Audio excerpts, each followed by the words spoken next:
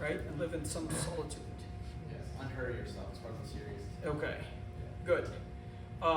Today we're going to continue on that series, but I really want to start it off with a little story that happened to me personally. When I was back in college, I think this was in, oh my goodness, 22 years ago? I'm old. But we had several things that we were studying. I was studying civil engineering back then, but I ended up graduating electrical, but that's a side note. But when I was studying civil engineering, we had something that was related to surveying. Did you ever, while you're going across any construction zone, and you see people with like this stand that looks like a camera, Yeah. and some guy looking through it, right? Yes. Do you know what that is? It's usually on the roads too. Yep. You should have them somewhere. Exactly. What's that? I always It's thought it was actually a speed something. camera. Huh? Sorry, I always thought it was a speed camera. Yeah, not for construction. If it's a cop, then yes. But for construction, this is actually something. They have two types of devices. One of them measures the elevation from sea level. You know, on your GPS, if you have a Garmin or automaton, I don't know if anybody uses those anymore. But it used to have a field that tells you the elevation. That's basically how high are you from sea level. That's what the elevation refers to. So that device actually measures the elevation, because based on that, they would submit how deep do we need to go with digging and a bunch of other stuff. But the point is, since we were studying the subject of surveying, we had to go through that device and another one that actually measures the angle between poles, or the angle between different objects. Okay? And part of it was practically. They had the device in college, and we would go up on the roof of the building, and they would ask us, we want to measure the angle between here and here. Obviously, the professors know what the angle is. So they'll know if we cheated, or we got it right, or we know how to use it or not. Long story short, end of year finals come.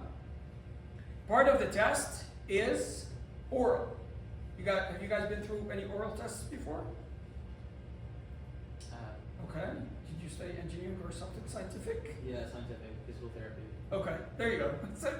That's the people that suffer. Oral exams are the worst exam you could be in. They're very stressful. You're basically sitting in front of the professor, and it's like an interrogation.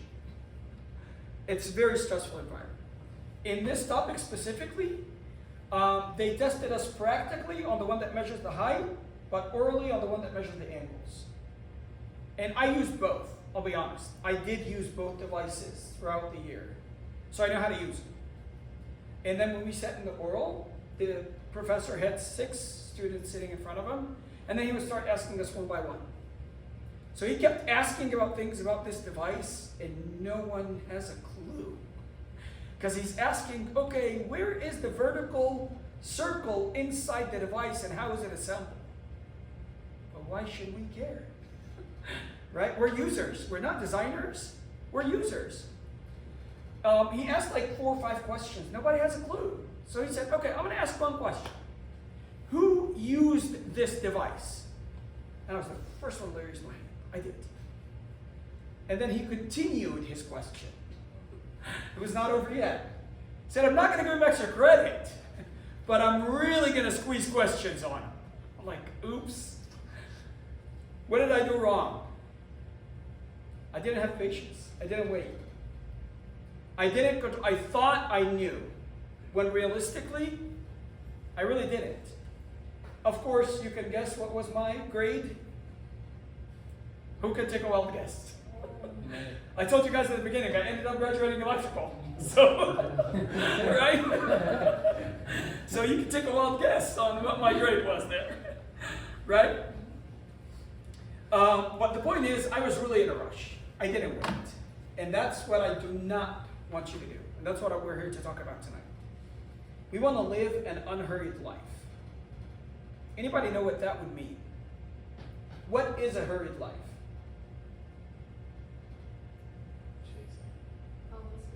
Always busy, chasing, huh? Fast pace. Fast pace. Fast pace. Never satisfied. Never satisfied. Yeah. And what does that do? I'll give you a few examples of something, and you guys tell me what they would take, okay? Picture this, somebody running across campus, dodging people as if he's in a race, right? And then they arrive out of breath, and all of a sudden they realize, oops, forgot my backpack at home. What am I here to do?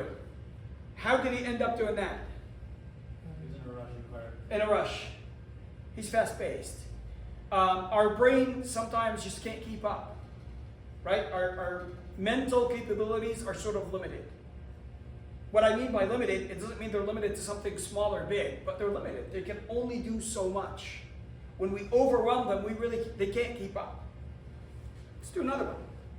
Someone is chugging down multiple cups of coffee while simultaneously scrolling through emails and getting dressed because they have to leave to work. What's the next step that's going to happen? Messy outfit. Well, that's the outfit, exactly. But what else? Gonna forget something. Or spill the coffee. Right? I've done it. Yeah, there you go. A lot of us have done it, probably, right? A student trying to finish homework while cooking dinner, texting a friend, and watching a show. And then, what do you think they're going to submit? Nothing. Yeah, they may submit an empty Word document. Right? That's what I mean about the hurried life. Now let me ask you a question. How enjoyable would this life be? Not really. Trust me, I come from that life. It is very stressful. You do not want to live it. I'm there, right now. You do not want to live it. Okay? Well,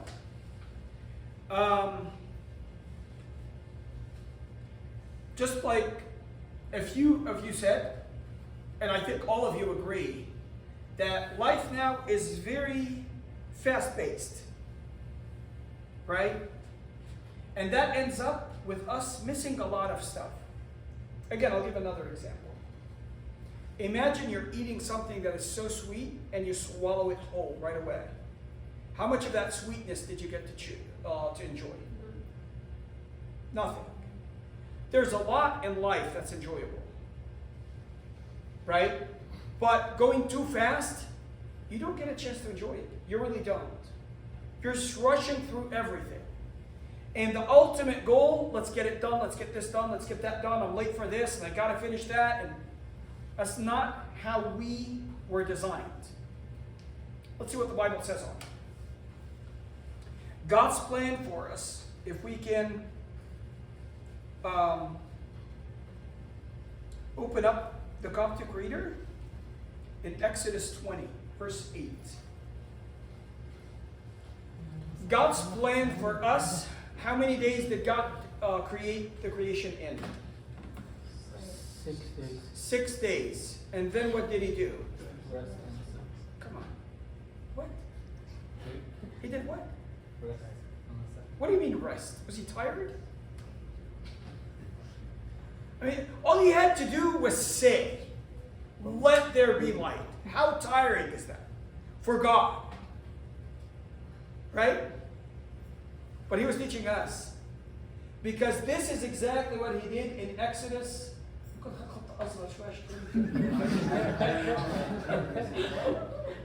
كده هم ممكن يشوفوا اللي قاعدين قدام دول فلا. See the portrait? Yeah, there we go. All right. Verse 8, right? 8, yes, please. Can somebody read it? Remember the Sabbath day to keep it holy. Okay, I'm gonna stop you here. What does holy mean? What does the word holy mean? To be clean. No. For the Lord. It means consecrated, dedicated. That's what the word holy means. Holy doesn't mean I'm Pope Kyrillos. No, Pope Kyrillos was able to become holy because he was dedicated. But that's not the commandment that is for all of us. Of course, we're all invited to be like Pope Kyrillos. We're all invited to be like St. George and St. Flipperty or St. Marina. We're all invited for that. But what's the commandment? Remember what? The Sabbath. Okay? to keep it holy means this day should be consecrated for God. This day should be the day where you come back to yourself and to God and get to know yourself a little deeper. In other words, if I were to put it in the terms that we use nowadays, it's the day to slow down. Maybe even pull the brakes. And we're going to discuss an example later on. Okay? We'll continue after that verse. You see where it says portrait? Sorry? You see where it says Yeah. portrait? Just, You can do portrait, Right. landscape, and you can also do presentation mode. Okay, that's much better. Okay, so verse 9. I think it's the right one though, No. This is Exodus 27. We're in 20. We want Exodus 20. Sorry about that. Yep, all right. No rush, right? Yep, exactly. There you go. We're calm today. You said verse 9, right? Yes, please. Yep, there you go. Can somebody read it? And we're going to read all the way up to 11. Speak a bit louder. هو هيخاف نشوف انت تخاف نسمع؟ 6 days you shall labor No. and do all your work. but the 7th until 11. Go ahead, Mary. Finish But the 7th day, the Sabbath of the Lord your God, in it you shall do no work. You nor your son, nor your daughter, nor your male servant, nor your female servant, nor your cattle, nor your the stranger who's in with your gates. For in the 6 days the Lord made the heavens and the earth and the sea, and all that is in, and rested the 7th day. Therefore the Lord blessed the Sabbath day and hallowed it. And how of it? Okay, just to let you guys know, chapter 20 is the one that actually God gave Moses the 10 Commandments. Okay? And this is pretty much the only commandment that took 4 verses on its own, 8, 9, 10, 11. God explained it. Why do you make the Sabbath holy? Well, because I am your role model. I am your creator. I am your designer. And that is how I designed you. That's how I designed your body to be. That's how I designed your brain to be. Right? I designed it to work for X amount, and then you have to rest and make it what? Holy. This day has to be for me. Has to be for you and I to unite. Who here drives? Okay. What do you put in your car in order for it to run? Gas. Can you put water? Not yet. Not yet. There you go. I like that. You can clearly tell he studied something scientific. You clearly tell. Can you put anything other than gas for your car to run? Electric. Except if it's an electric vehicle. I was about to say. I don't put gas in mine.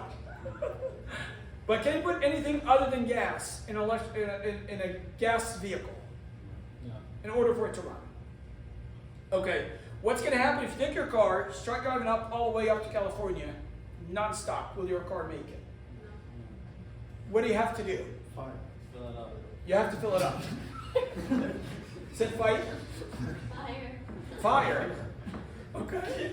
Could be. With a portable car, you're right there. Right? But you have to stop and do what? Fill it up. Refuel. Well, I'm going to push it. Let's see how far we can push on this thing. Let's get the end of it. How far do you think it's going to get you? You'll be lucky if you get to Boston. You'll be lucky. But there's no way you're getting all the way to California. Think of this car as yourself. We are designed to run, our fuel is God. That's how He designed us. He's the creator, that's how we were designed. If we keep trying to drive from Virginia to California without stopping and doing what? Filling up, we're not going to survive. We're not going to be able to make it. It's going to be so stressful. And what's going to happen when your car runs out of gas? You're stranded. You're stuck. You're stuck. right? We're going to get stuck. We're going to get stuck in this mental state that I can't handle this. And some people, unfortunately, when they get stuck, they decide to make a very bad decision. Anybody take a wild guess? Anybody heard about what's been happening all over the states in schools? Shootings. Just causing harm, either to others or to themselves. They're stuck. They got stuck. They never filled up. They ran out of gas. They're stranded. They're now just with the devil, filling up their brains with what harm could you do. Why? Well, because they're completely empty. Their tank is empty. Somebody's putting water in a tank that needs gas for the vehicle to run. It's not going to run. What's going to happen to it? It's going to be permanently destroyed. Do not try it, but trust me, it will. Okay? If you do put water in your gas tank, try to run it on water, you're destroying your engine. Don't try it, trust me. Okay? You guys get the point I'm trying to make? And since God is the one who designed us, He knows that. And really, when I was preparing this, I got this thought. Did God create cars? Huh? No. Well, who did? Humans did what? Invented them. They did not create them. Cars are not made out of thin air. Right? There's some metals and iron and, plastics and whatever materials that are compiled together and manufactured together to get out a car at the end. But they're not from thin air. If they're from thin air, that's a creation. But if there's something that was used to make them, they're an invention. But this really caught me. Think about this. God, you created man. And accordingly, everything man invents, even that is following the same way you designed us. Because you're the one that designed that brain that invented this product. Who here has a smartphone or a phone?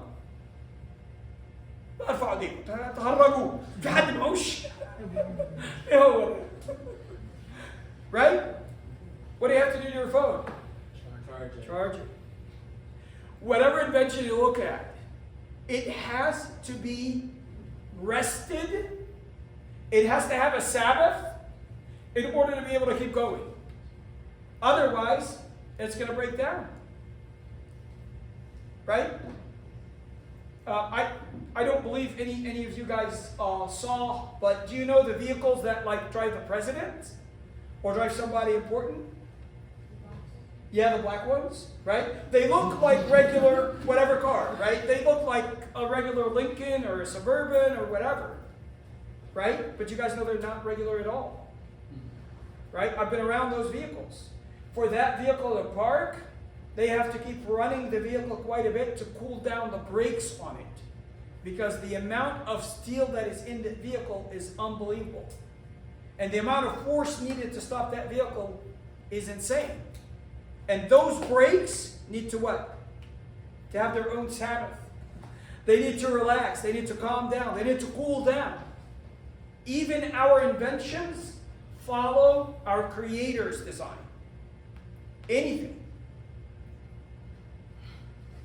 Think of it. This thought really caught me.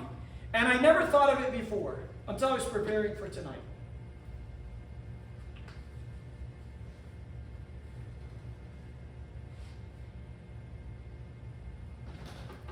So, let's talk practical. Let's come back to real life for a little bit.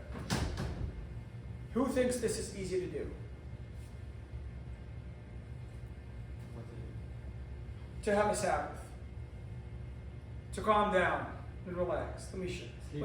Show of hands. Sleep? Well, that doesn't make it holy. Right?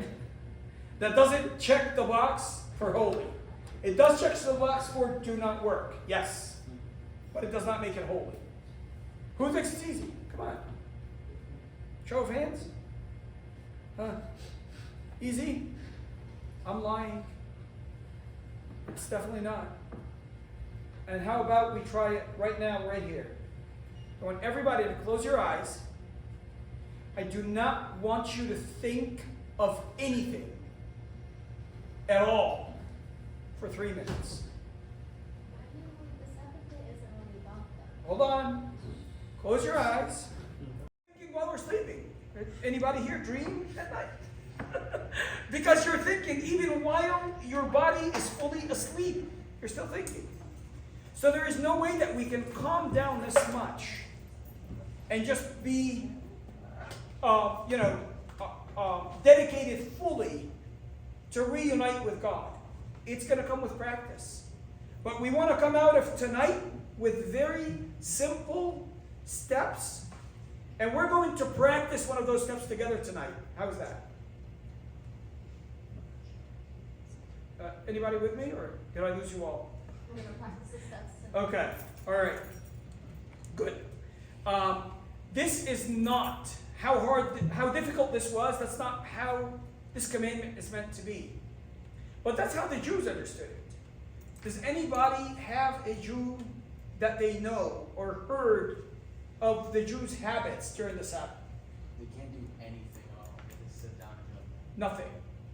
To the point, I know someone who has a Jewish friend, and that someone was telling me that they leave the lights turned on because they're not allowed to flip the light switch because that's considered work. Is that what God meant? Actually, I have a story about that. What's that? I have a story about that. Really? Go for sure, please. So my dad's like an electrical engineer, so he had to go to people's homes and fix their heaters.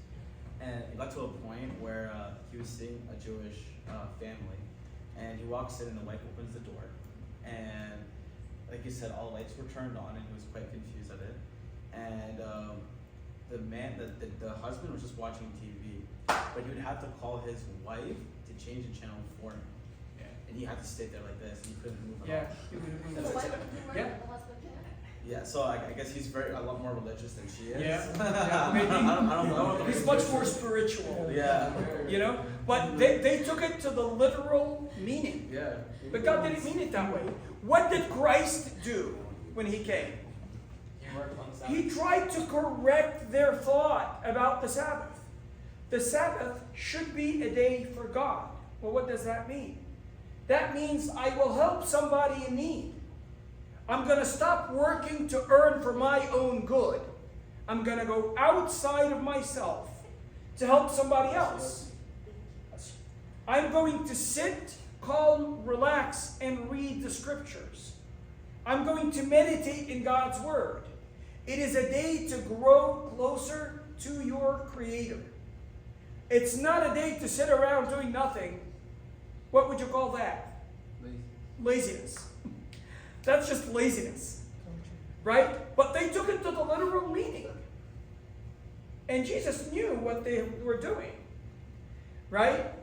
They claimed or accused him of breaking the Sabbath. Right?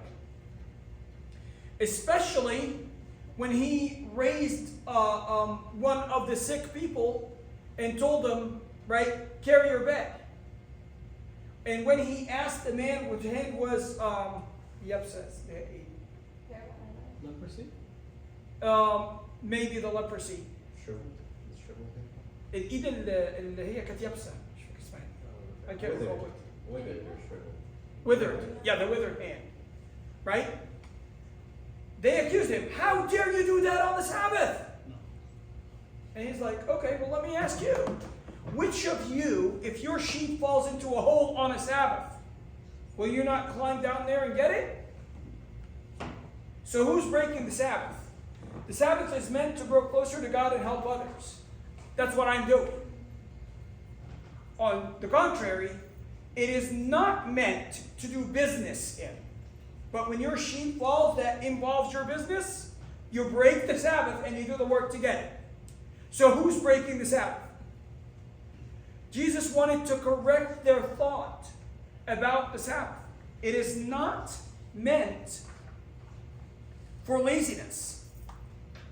And that's why he intentionally would do miracles on what day? Sabbath. The Sabbath. Intentionally. And I can just imagine the disciples like, come on, Jesus. I mean, come on, man. You've got 6 days to do this.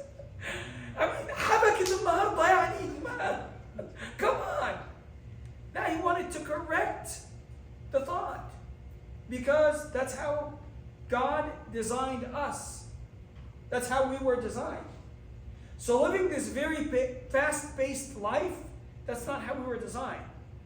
Our vehicle is going to eventually run out of gas and get stuck. We're going to get stranded on the road.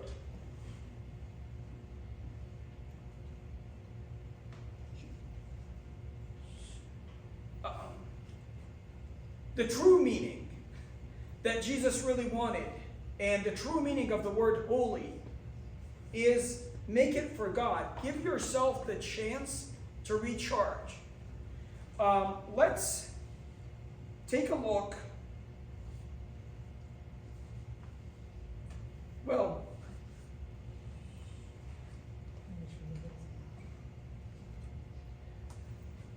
we all know that we're in our lives, we have lots of, hills and valleys. There are times where we're feeling through the roof, other times where we're fairly depressed. Everybody go through some of that, or is it only me? Right? We're stressed, we got an exam tomorrow, we really got to study for it, and I didn't really do what I should have been doing. It's fairly stressful. But then I see God's hand working with me, even though I know that I was one of the people from the 11th hour. But He did glorify His name in me. And I feel, my God, this is amazing. Right? Our emotions are all over. And that is the beauty and the importance of having your designer be the one to help you within those.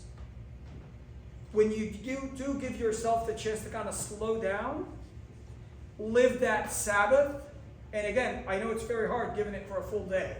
And I'm not asking any of you to give it as a full day of meditation. But we're coming to see how we can actually make it a full day, even if we split it throughout the week. One of the priests I love listening to was saying that the Sabbath would be the scale that would reflect your entire week. Because if you dedicate a full day truly to God, what do you think He's going to give in return? Well, count your blessings as far as you can count. He's not asking us to give Him because He needs it. Do you think it differs for God if I'm good or bad? Well, I'll give it to you with another simple example, again, that we can envision. Why do you think your parents would not be very happy if I fail my grade? Or I start doing a bad habit, whatever it may be. Why do you think your parents would be disappointed? Because they raise you. They raise you. They want you to be successful. They want you to be successful. But what's in it for them for you being successful? I mean, think about it. What's in it for them? Bragging rights to other parents. Bragging rights to other parents. Yeah, okay. Yeah. But really, truly, what's in it for them? Why do they stress themselves out and stay up to help you with your studies? Because And it's the love. it's the love.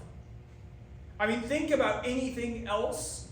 I really don't see anything that keeps me up when one of my kids is sick, other than I love them. I have work in the morning, but I love them.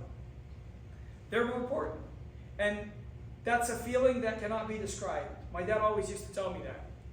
I can't describe it for you, but when you become a parent, that's where you can feel it. It's something you feel, but you can't describe. It truly is. But that's exactly what happens. When we are not abiding with God, He's hurt because what's the most common prayer in church? When the disciples asked Him, teach us how to pray, what did He say? Our Father. That's the relationship He wants to have with us, is being our Father. When I'm not abiding with my Father, it hurts Him. But He's not waiting to punish me. Right? And He's not waiting for me to pay a price so He can give me something in return. No. As a matter of fact, He gave me eternal life for absolutely free. He gave it to me right here every single day for absolutely free. He's not waiting on anything from me. But what He's telling me is, you are the one in need. Come so I can give you everything that you need in order to be able to live. Come so I can fill up your tank, so you can go through all these bumps and hills and valleys, so you can keep going on your journey and not get stranded halfway. That's really the key point of the Sabbath. God gave this commandment so people could really get filled up, be able to survive their lives. It's very hard without them. Without Him, sorry. Again, always think of the example for the vehicle. It's a long journey. It doesn't matter how much you're filled. If you don't stop and fill up, you're not going to be able to reach your destination. You will not. It doesn't matter how big of a tank you've got. You still have to stop and fill up the tank in order to keep going. What's our takeaway?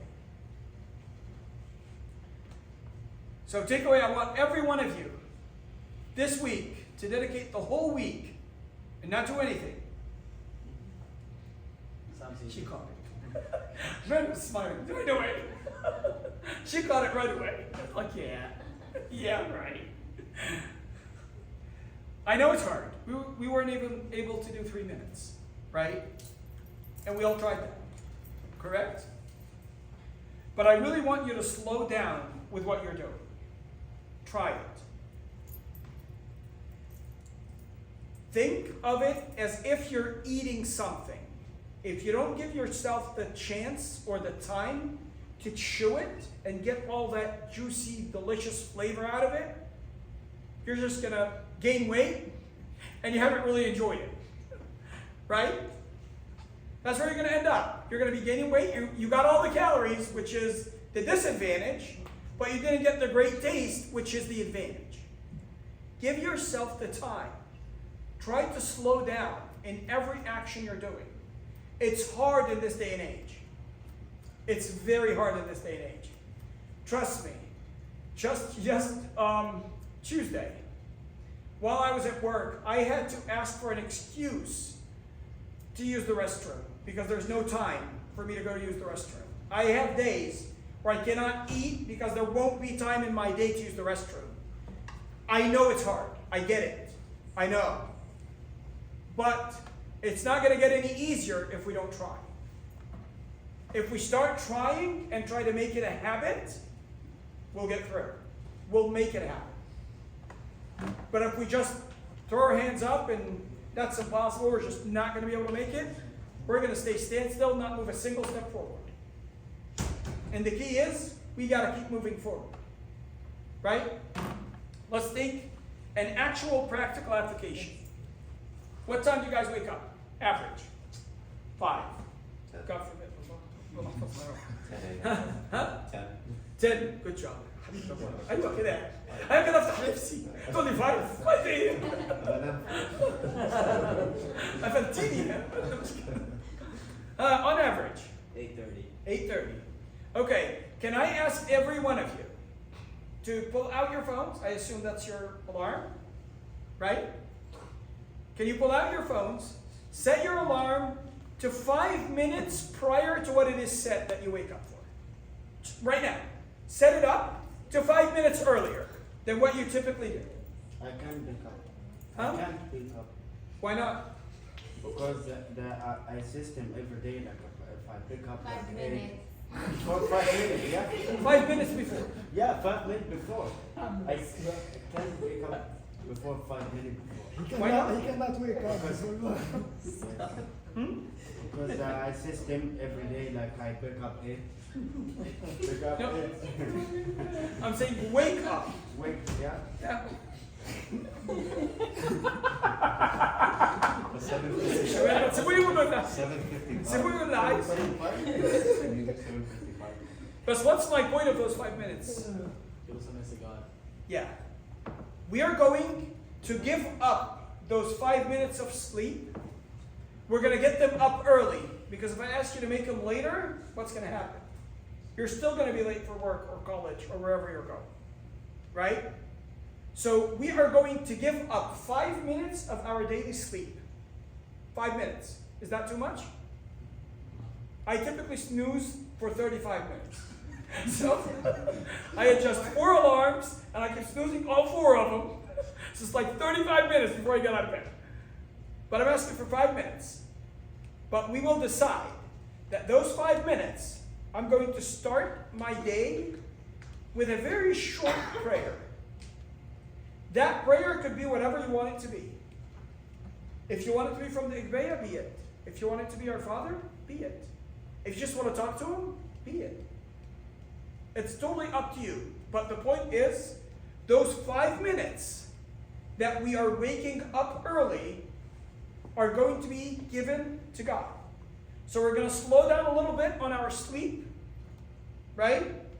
And give those 5 minutes to God. Is that hard?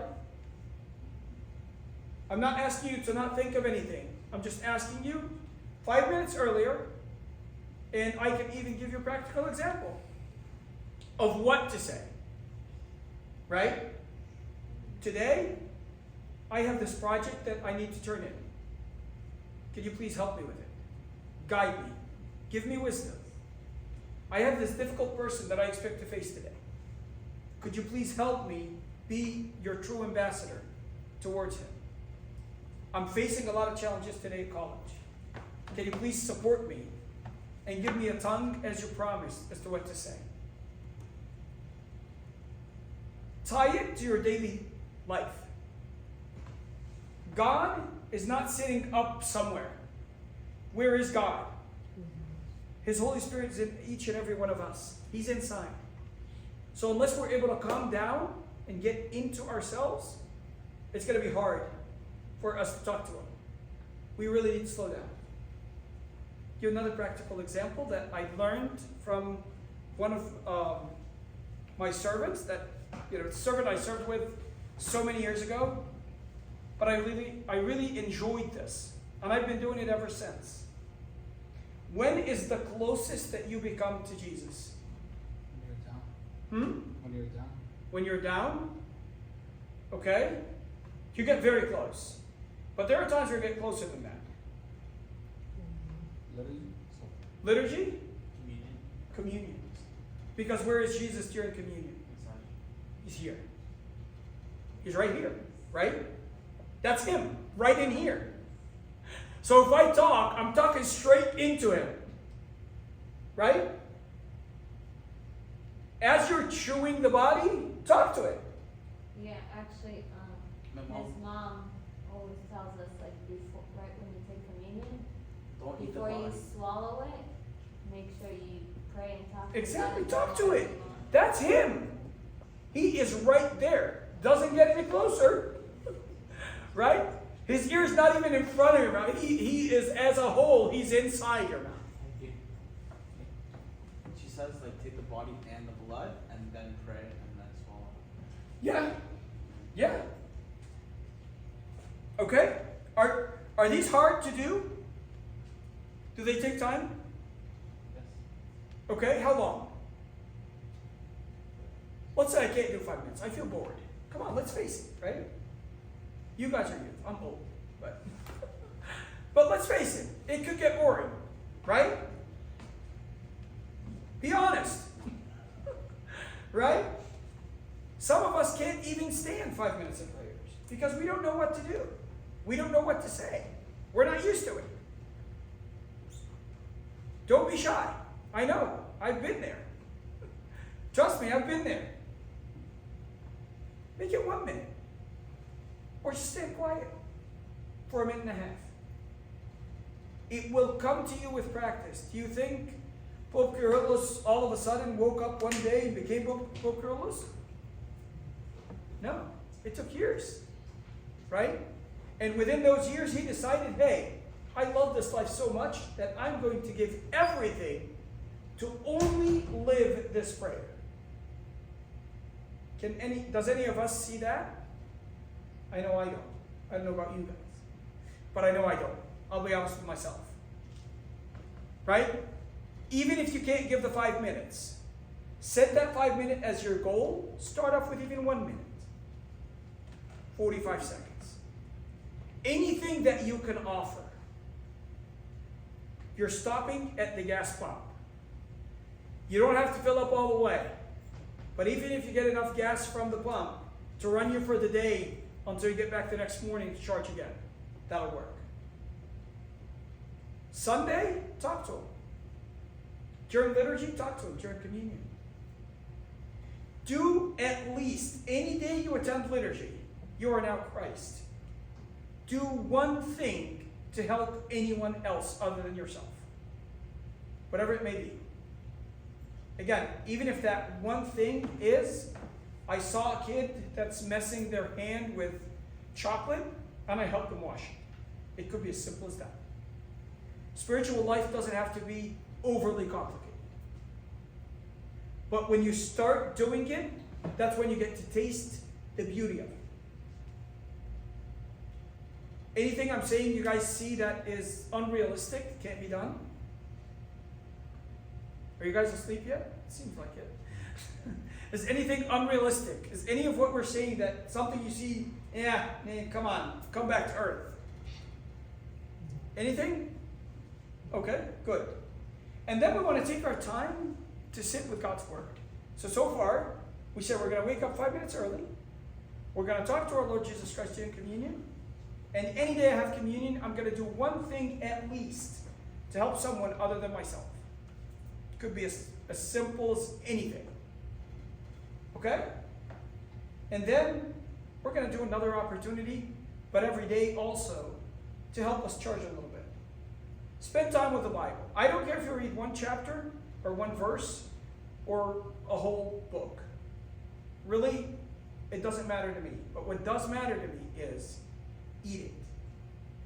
And what I mean by eat it is take the time to understand what you're reading and reflect it on yourself, even if it's one verse.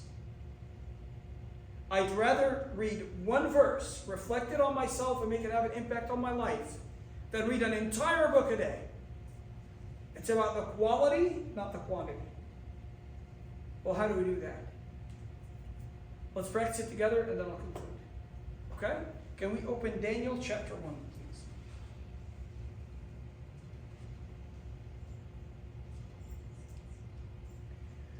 We're going to read a few verses, and I want you guys to tell me, what can we get out of this that would reflect something spiritual to us? Okay? And the reason I'm doing this is I want to show you guys it's not really rocket science. We can all do it. It's only a matter of the willingness, and I know it takes effort. But let's face it, when you go to the gas pump, it takes effort and money. Right? So if you're not willing to pay to fill up, you're going to run out of gas. You're going to run out of fuel, shall I say. What verse, right? So, let's go to verse 8 as well. So Daniel 1, verse 8? 8. Do you guys know what the story of Daniel is? I assume, right? Right? Anybody know what the story of Daniel is? In this chapter, Daniel was one of some of the youth that used to live in the kingdom of Judah. Kingdom of Judah consisted of only 2 tribes. Those 2 tribes are the only 2 tribes. How many tribes were in the Israel in total? Anybody know? 12. Those 12 got split after Solomon, the king, in the generation of his son. They got split into 10 tribes, which lived up north, with the capital being Samaria. Ring a bell? Right? We heard about the Samaritan woman. And she was telling Jesus that the Samaritans do not deal with the Jews. Aren't you all the son of Israel? Yes. But Samaria was the capital of the north kingdom, which is called the kingdom of Israel. And Jerusalem was the capital of the southern kingdom, which only contained Judas and Benjamin, were the only 2 tribes that were left in that kingdom. And it was only for the intercessions of David that God kept those in his family. Okay? The north kingdom worshiped idols. 19 kings worshiped idols. They screwed it up big time. And then they were invaded with the kingdom of the Assyrian kingdom. and that was the end of them to this day. Those 10 tribes, they no longer exist up to this day. The southern kingdom, however, had 19 kings. Out of them, 8 were good kings. But the last 4 screwed up, and that's when God told them that I'm sending an invasion on you guys as well. And they were taken hostages by the Babylonian kingdom. They were taking hostages on 3 stages. The first stage is when Daniel and the 3 saintly children were taken. So this was happening. King Nebuchadnezzar, that this is referring to, he was the king of the Babylon kingdom, which took the kingdom of Judah as hostages. Okay? This king was very smart. He would not just take the hostages and make them work as slaves. No. He would pick out the ones that are strong. He would train them for 3 years. He would force them to eat something that would make them very strong so he can join them to his army. And that's what he wanted to do with Daniel and all of the youth that he got from the kingdom of Judah. But what did Daniel do? That's what we're about to read. Okay? But Daniel purposed in his heart that he would not defile himself with the portion of the king's delicacies. The king had commandments for someone that's supervising all these hostages. They have to eat this, they have to practice that, they have to learn this language. You know, they have to be strong, and they've got to get all this training within 3 years. After the 3 years, they'll join my army. Okay? But Daniel purposed in his heart that he would not defile himself with a portion of the king's delicacies, nor with the wine which he drank. These were forbidden for the Jews, by the way. The Jews at those times, they would not eat many animals. They would not eat them. They were not allowed to eat them. Therefore, he requested of the chief of the eunuchs that he might not defile himself. Next verse. Okay? So Daniel put that in his heart, and that's all he can do. Let's put ourselves in the king's shoes. Hey, Daniel, you don't want to eat. Who do you think you are? Man, you're just a slave. You're a hostage. Do you think you get to choose your food? Are you crazy? Right? Wouldn't that be a normal conversation?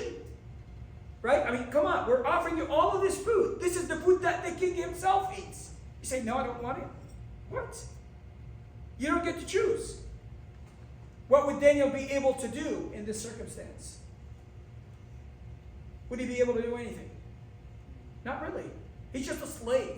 He's a hostage. He has 0 rights to do anything, yet he's giving himself the right. But the key is that he purposed in his heart that he will not defile himself. He was fasting. And when he was fasting, we see that right the next verse, it was not Daniel that's taking action, but who? God. Now God had brought Daniel into the favor and goodwill of the chief of the eunuchs. And the chief of the eunuchs said to Daniel, I fear my lord the king, who has appointed your food and drink. For why should he see your faces looking worse than young men who are your age? Then you would endanger my head before the king. Can you imagine this conversation? Daniel is telling him, we can't eat this, we're fasting, this is not allowed. And instead of the guy slapping him on the face, telling him, hey, what do you think you're doing? Who do you think you are? No, God brought him in favor. What do I see from this verse? When I'm honest before God, God will give me that blessing before humans. That's what I mean by eating the verse. From this verse, I would take this personal message. If I'm honest during my fasting, during my prayer, during my service, during whatever it is that I do before God, and I do that, I purpose it in my heart, right? Not in front of people that I'm bragging that I'm the best one and you guys, I'm so high above every one of you, but it's in my heart and just before God, then God will be the one to act on my behalf before human. And that was his promise.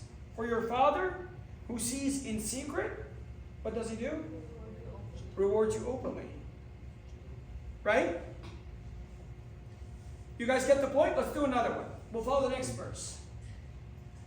So Daniel said to the steward, whom the chief of the eunuchs had set over Daniel, Hananiah, Mishael, and Azariah, who are the three saintly children. By the way, that's their names.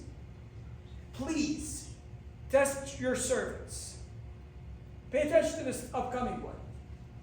Test your servants for 10 days, and let them give us vegetables to eat and water to drink. Then, let our appearance be examined before you, and the appearance of the young men who eat the portion of the king's delicacies. And as you see fit, so deal with your servants. What's he doing? He's challenging him. Right? Well, test us for 10 days. Just give us vegetables to eat. None of that food. And give us water to drink, none of that wine.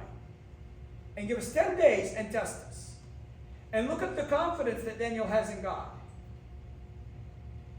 Which one would make us look healthier? What do you think?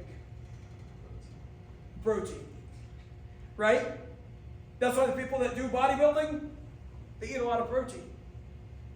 I don't think Daniel was a doctor. He's about 16 or 17 at that time, by the way.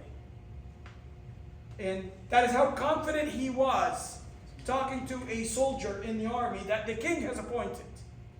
And he was what? A captive, a slave. But he challenged them. To me, God, I would love to have that confidence that Daniel has when you were in him. And how did this all start? He was just fasting. That fasting gave him the power to be able to negotiate this way. That fasting gave him the confidence. I know God will not let me down. And that's why he's telling him, as you see fit, so do with your servants. Just give us 10 days. And if we're not better, as you see fit, deal with us. Do you guys get the idea? From the first one, he put it in his heart. God, give me that. I would love to have that. Help me attain that I purpose in my heart to be always with you, to not defile myself with the words or habits or actions or sights that others around me are doing, even if I am mandated to do them. Daniel had all the excuses in the world to do the wrong thing, but he chose to do the right thing, and God will not let that fall through. One more? I know you guys seem thrilled. Okay, somebody else read this one. We'll go to verse 15. And we'll read 15 through 20. Who can read it? Somebody who's still awake. Okay, go ahead. And at the end of 10 days, their features appeared better and fatter in flesh than all the young men who ate the portion of the king's delicacies. Go. Up to 20. Thus the steward took away their portion of delicacies and the wine that they were to drink, and gave them vegetables. Yeah. Well, man, this worked out. So what did he decide to do? Just like Daniel told him. Give us 10 days, and then as you see fit, do with your servants. What did he see fit? Oh, you guys are great. You look so much better. I'm going to follow what you said. Right? So even though he was challenged that he cannot fast, he cannot follow God's commandment, but he put in his heart that I have to follow God's commandment. Whatever it costs. Think of it this way. They had all the right to just blow his head off. Because who are you to dictate what to eat and what not to eat? You're lucky we're giving you food to start with. You're a captive. You're a slave. Right? Let's keep going. As for these 4 young men, God gave them knowledge and skill in all literature and wisdom, and Daniel had understanding in all visions and dreams. Now at the end of the days, when the king had said that they should be brought in, the chief of the eunuchs brought them in before Nebuchadnezzar. Then the king interviewed them, and among them all none was found like Daniel, Hananiah, Mishael, and Azariah.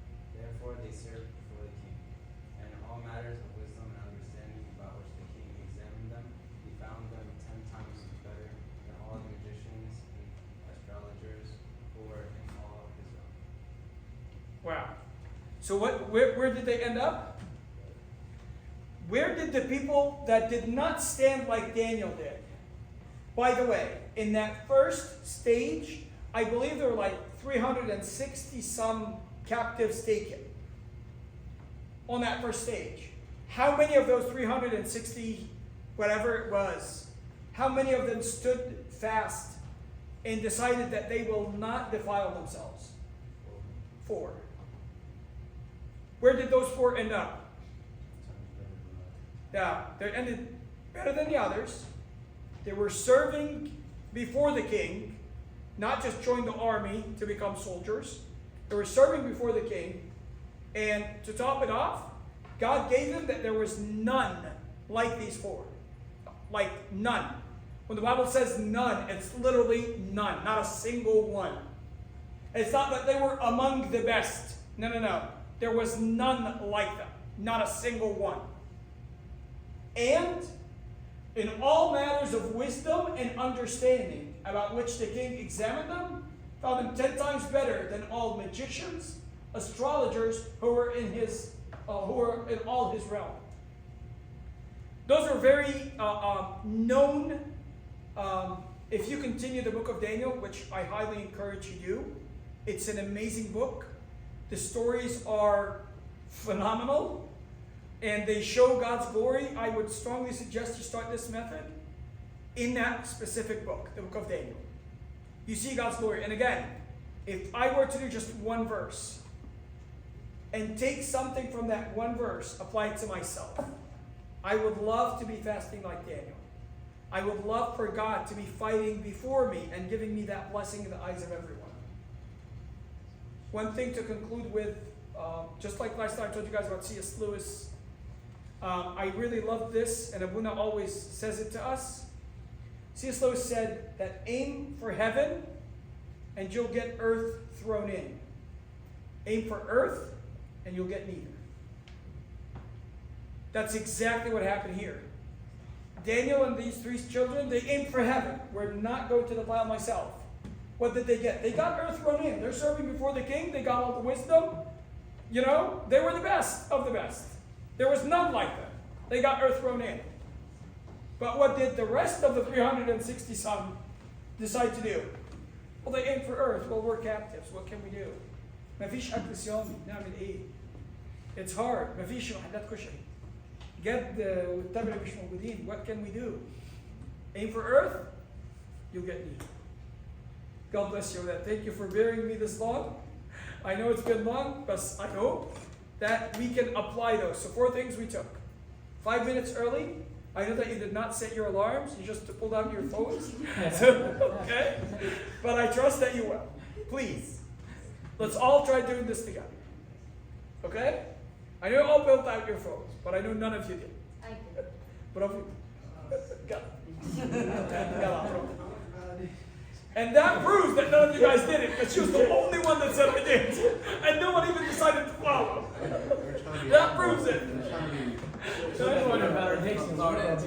Yeah. Okay, so we'll do 5 minutes. We don't necessarily have to give the 5 minutes, but let's at least start. If we start with 30 seconds, it's better than nothing. Right? And then, what else did we decide on? Communion? Yep. Talk to Jesus Christ. He is in you. And what else? Take the word. Understand. Understand the word. It doesn't matter. We don't care about the quantity, but rather the quality. So as you're reading, look for something to reflect on your own self. And use that in your prayer.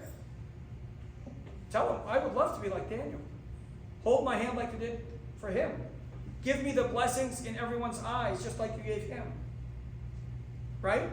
And then, what else? Hmm? Do something nice anytime you abide with Christ. Anytime you take communion, make sure you're Christ's ambassador. You are literally Christ that day. You're his ambassador. Be sure to do what he would do. Be sure to help anybody other than yourself with anything that day. And the most important thing is slow down. Enjoy the taste of everything that's happening around you. And we'll learn how to do that within the Bible. Glory be to God forever. Amen. Thank you.